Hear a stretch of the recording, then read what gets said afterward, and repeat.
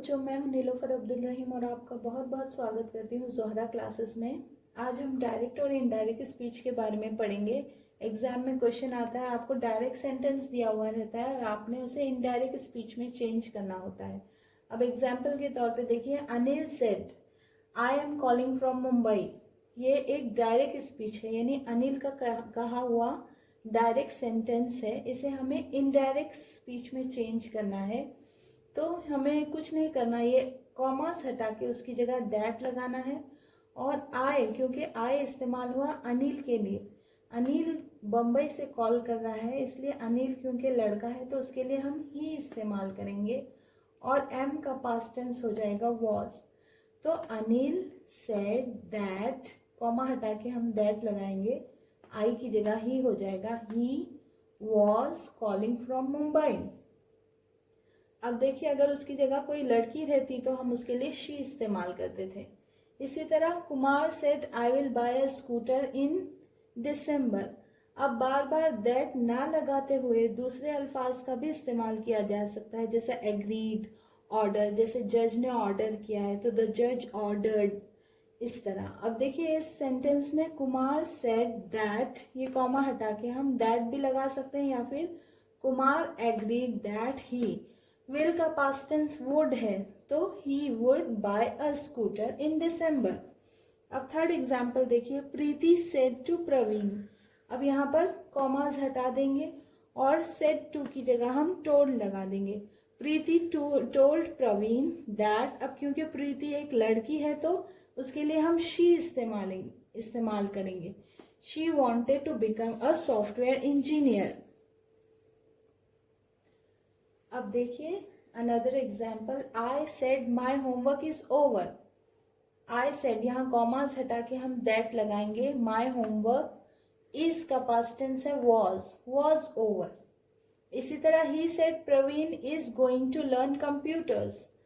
ही said, commas हटा के हम दैट लगाएंगे, प्रवीण इज का वॉज हो जाएगा past tense, going to learn computers. His sister said I have never seen a tiger. His sister said that।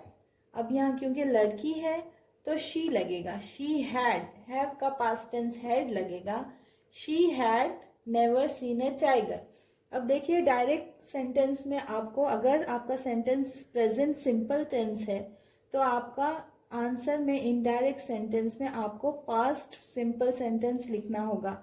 अगर आपका सेंटेंस प्रेजेंट कंटिन्यूस टेंस में दिया गया है तो आपको आंसर पास्ट कंटिन्यूस टेंस में लिखना पड़ेगा। अगर आपको सेंटेंस प्रेजेंट परफेक्ट टेंस में दिया गया है तो आपका आंसर पास्ट परफेक्ट टेंस में लिखना होगा। अगर आपका सेंटेंस पास्ट सिंपल टेंस में दिया हुआ है तो आंसर आपको पास्ट परफेक्ट टेंस में लिखना होगा। अगर सेंटेंस पास्ट कंटिन्यूस टेंस में दिया हुआ है तो पास्ट परफेक्ट कंटिन्यूस टेंस में आंसर लिखना होगा। इसी तरह पास्ट परफेक्ट टेंस का क्वेश्चन है तो पास्ट परफेक्ट टेंस में ही आंसर लिखना होगा।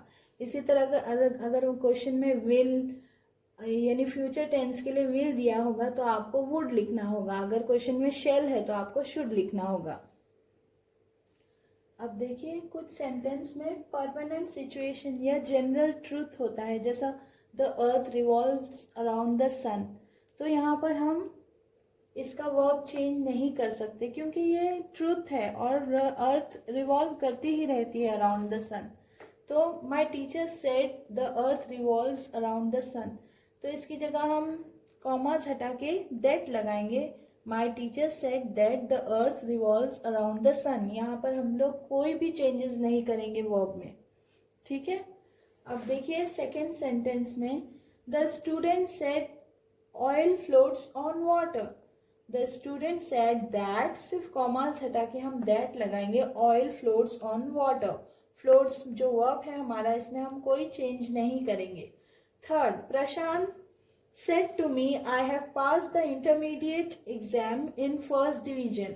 अब यहाँ भी हम इसमें कोई चेंजेस नहीं करेंगे, डायरेक्ट लिखेंगे प्रशांत टोल्ड मी दैट, कॉमास हटा के दैट, ही हैव या he has passed the intermediate exam in first division।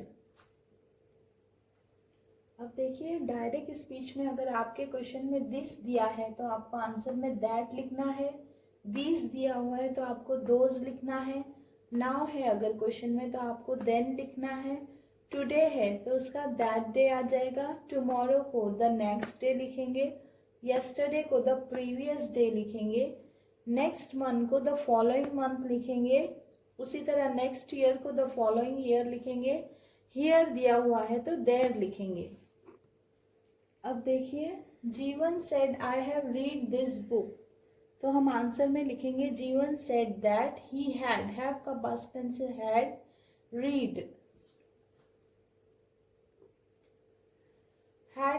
That book. देखिए दिस का दैट हो जाएगा यहाँ पर। और इसी तरह Priya said these papers had to be remove, तो प्रिया सेड दैट दीज का हम दोज लिखेंगे और हैव का हैड हो जाएगा to be removed. He said I saw your purse here on the table. देखिए हियर का आंसर में हम देयर कर देंगे और यस्टरडे को हम प्रीवियस डे लिखेंगे।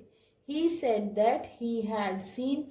अब देखिए जो पर्स है हियर ऑन द, ये प्रेजेंट टेंस में दिया हुआ, पास्ट टेंस में दिया हुआ है आई सॉ, इसको हम पास्ट परफेक्ट टेंस में लिखेंगे he had scene.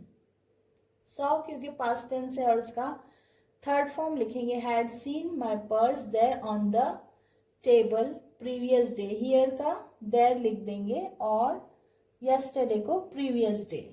Sereno said I will come tomorrow. Sereno said that he will का would हो जाएगा, come tomorrow का the next day हो जाएगा। अब देखिए कभी कभी डायरेक्ट स्पीच में आपको क्वेश्चन आ जाता है, जैसे कैन यू सिंग विथ मी, और ये क्वेश्चन स्टार्ट होता है हेल्पिंग वर्ब से, जैसे कैन, आर। इसी तरह अब आपको यहाँ पर आंसर में दैट नहीं लगाना है। अगर कैन और इस तरह हेल्पिंग वर्ब के क्वेश्चन आए तो आपको इफ या फिर वेदर यूज करना पड़ता है। जैसे एग्जाम्पल के तौर पे the girl ask him can you sing with me, तो आंसर होगा the girl ask him if he could sing with her.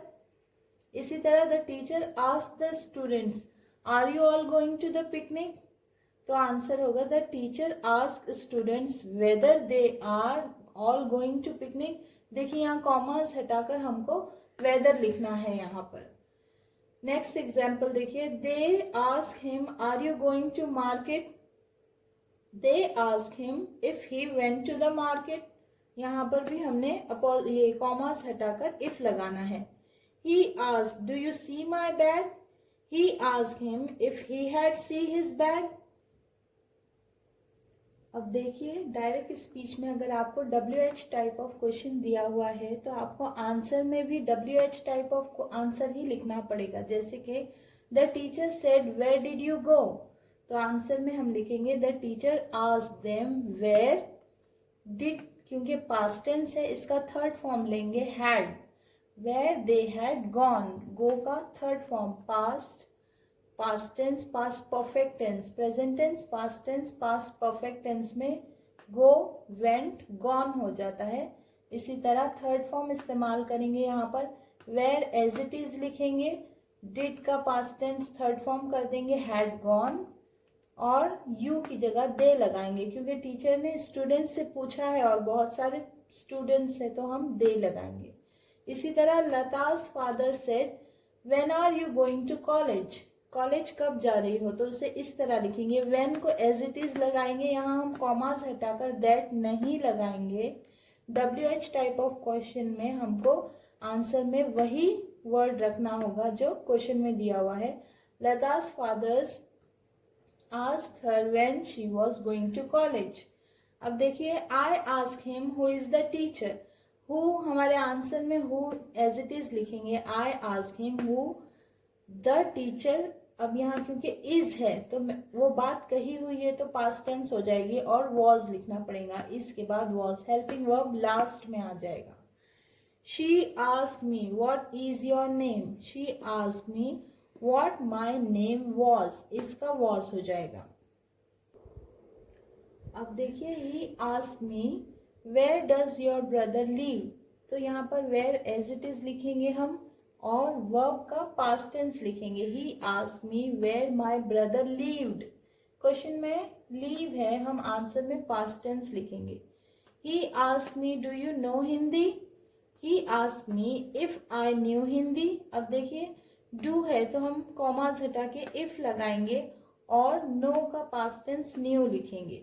इसी तरह he asked me why didn't you go to back to college, he asked me why I had not gone back to college। अब देखिए go present tense है, हमको इसका third form यानी go का past tense है went और third form है gone, तो हमको इसका थर्ड फॉर्म इस्तेमाल करना है I had not gone back to college। अब देखिए इसी तरह जगह जगह अलग अलग क्वेश्चंस आएंगे आपको, कहीं WH टाइप ऑफ क्वेश्चन आएंगे, कहीं हेल्पिंग वर्ब वाला क्वेश्चन आ जाएगा, या फिर सिंपल सेंटेंस भी आ जाएंगे, जैसे he said please come with me. अब देखिए यहाँ प्लीज है यानी रिक्वेस्ट किया है, तो आप दैट ना लगाते हुए यहाँ पर लिखेंगे he requested me to go with him.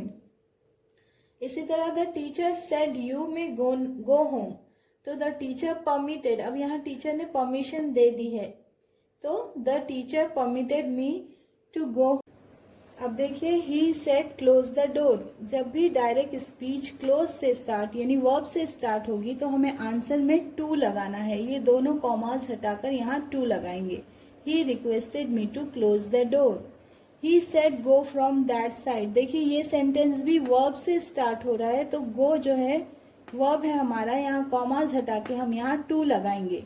He suggested me to go from that side. She said I will take you to the zoo। अब ये ऑफर कर रही है तो इसलिए हम यहाँ ऑफर्ड लिखेंगे। She offered to take me to the zoo। The policeman said hands up। अब देखिए hands up भी क्योंकि वर्ब है तो यहाँ भी हम to लगाएंगे। The policeman ordered the thief to put his hands। यहाँ हमारा डायरेक्ट और इनडायरेक्ट स्पीच कंप्लीट हुआ। इंशाल्लाह नेक्स्ट वीडियो में मिलेंगे, तब तक अपना बहुत बहुत ख्याल रखें। Have a good day.